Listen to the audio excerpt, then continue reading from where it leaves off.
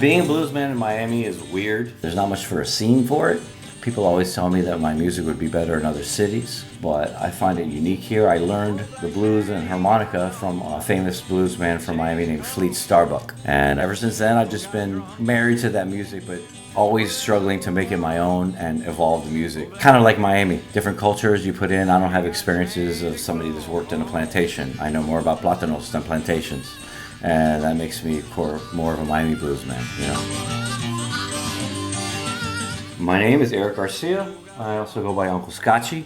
I am a musician, talent buyer. I book bands at venues. I put on events. How I got the name Uncle Scotchy. I was kind of spitballing names. I do a one-man band where I play guitar, harmonica, sing. I play the drums with my feet. And it turns out there's kind of a big subculture of people that do this, but they all kind of have clever nicknames that signify what they do and what they represent. My actually junkie friend from California said his buddy calls somebody that knew me Uncle Scotchy, and they thought it was funny. And I've been known to consume large amounts of, actually, Irish whiskey more than Scotchy, but Uncle Irish whiskey doesn't really have much of a ring to it. So Uncle Scotchy, now that I'm not such a young man anymore, the uncle thing kind of worked. Hopefully it doesn't become Grandpa Scotchy.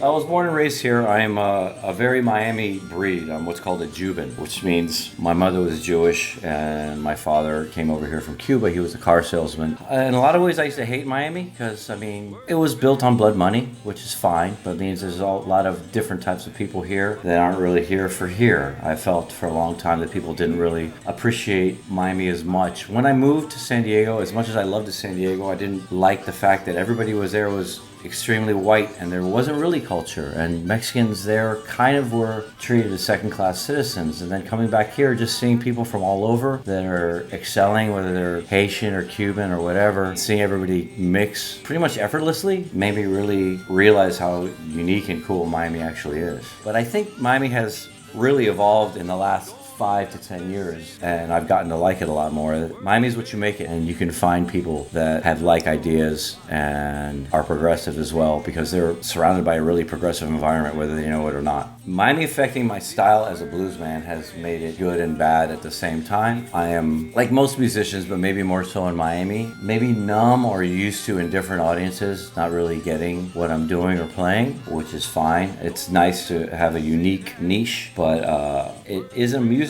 that actually has a lot of deep roots in Miami. It's about as far south as you get, but it's been a struggle to be a blues man in Miami, but I wear it as a badge of honor. How did I start doing what I do? I actually moved to San Diego for 8 years, between the ages of 24 and 32. My roommate was the lead singer for the most popular band in town, and I got him to play this little venue I was booking, and it became kind of a bit of a hit, and everybody wanted to play my little shithole. And then next thing I know, I started getting poached by bigger venues, and I kind of fell into that. And I don't know if you know or not, but a lot of musicians and bands don't trust venue owners and bookers, but I also am a musician, so I was able to straddle both sides of the fence, and I brought that with me to Miami, and I've been doing it ever since, putting on a lot of shows that people don't even know what I put on. No, I was a stage manager for Miami Beach Pride for a couple of years, and as a stage manager for Pride, I was the only one out of 99 people on the staff that was straight, so they call me Token Straight. Token, so glad you're back this year. That was the most fun festival I've ever been a part of, and yeah, it was pretty amazing. I've been a part of the music scene kind of low-key for a long time. I booked Bougainvilleas in like 2007. Then I booked a place called The Stage in Midtown, which was awesome. We had St. Vincent, J. Cole, we had Jizza, we had all kinds of stuff. And that went really, really well. But just like most Miami venues, they kind of cycle out after 3 years and things fall to shit. I booked Tobacco Road for the last 3 years it was open. I booked Will Call, which anybody that knows Miami, about 8 to 10 years ago. It was a shithole right in front of the arena where the Heat play. Open 24 hours a day. Super Miami. We had a DJ from 5 in the morning to 10 in the morning, and it would be packed. Like Flo Rida would come in and just take the VIP room and order Hennessy and chicken wings for everybody and tip the bartender to play his music and dance to his own music all night. I booked Las Rosas for a cup of coffee. I booked Wynwood Yard for a few years. That was what I really love about Miami. All cultures worked there. Everybody got involved. Everybody loved each other. And I don't know, I just try to... It's not the kind of job that you get in the classifieds. You kind of have to know people in Miami and know the other bands. And Miami has an interesting music scene that could be a whole different piece.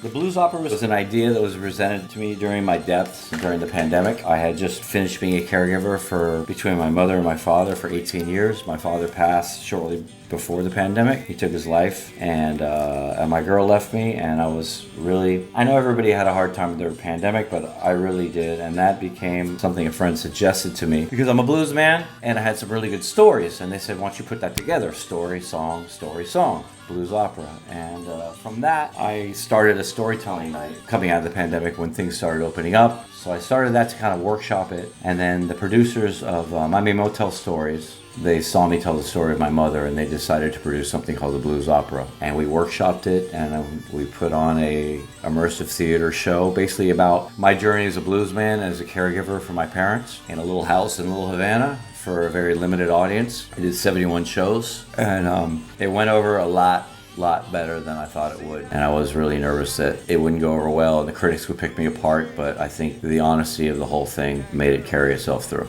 How I want people to remember me. Memory is a funny thing for me. As you know, my mother had early onset Alzheimer's. Dealing with that was really difficult. So the issue of memory, in a lot of ways, is kind of irrelevant to me. It doesn't really matter how people remember me. I would like to think personally what I did when I'm gone, whether I know it or not, would be something that I would like to speak of, whether people remember me or not. I eventually would like to use my music as a platform, but start a not-for-profit called Remember Me that really gives assistance to caregivers that take care of their parents with Alzheimer's. Because a lot of times you feel super forgotten by everybody else. Even your parents don't remember you, but they need assistance too. And that's something that I'm really focusing now, that I'm trying to write a bigger, better blues opera that really carries the message of both the music, the culture of Miami, and taking care of your folks, whether anybody knows it or not.